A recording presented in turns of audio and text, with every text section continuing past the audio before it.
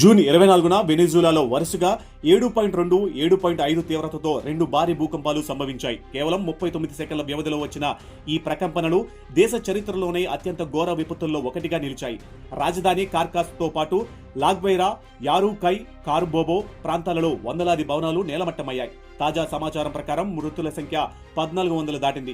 3000 మందికి పైగా గాయపడగా 55,000 మందికి పైగా ప్రజలు ఇంకా ఆచూకీ లేకుండా ఉన్నట్లు సహాయక బృందాలు చెబుతున్నాయి.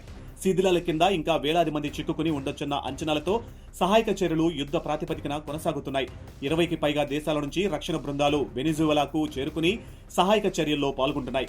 ఈ భూకంపంలో అత్యంత హృదయ విదారక ఘటన ఫుట్బాలర్ హెక్టర్ బెల్లో కుటుంబంలో చోటు చేసుకుంది. భవనం కూలిపోతున్న సమయంలో ఆయన భార్య ఆండ్రియా బెల్లో తమ 20 నెలల కుమార్తె ఆలనాను తన శరీరంతో కప్పి రక్షించింది.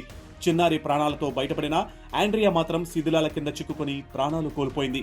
భార్య మృతితో తీవ్ర విషాదంలో ఉన్న హెక్టర్ బెల్లో సోషల్ మీడియాలో చేసిన పోస్టు లక్షల మందిని కదిలించింది. నువ్వు మా కూతురి కోసం నీ ప్రాణం ఇచ్చావు. ఆమెకు నువ్వే జీవితాంతం హీరోవు. నువ్వు చేసిన త్యాగాన్ని ప్రతిరోజు మా కూతురికి చెబుతూనే ఉంటాను అంటూ భావోద్వేగంగా నివాళులు అర్పించాడు. వెనిజులాలో ఇంకా వందలాది భవనాల శిథిలాల తొలగింపు కొనసాగుతుంది. మరణాల సంఖ్య ఇంకా పెరిగే అవకాశం ఉందని అధికారులు హెచ్చరిస్తున్నారు. ఈ విపత్తు దేశానికే కాక ప్రపంచానికి తీరని విషాదాన్ని మిగిల్చింది.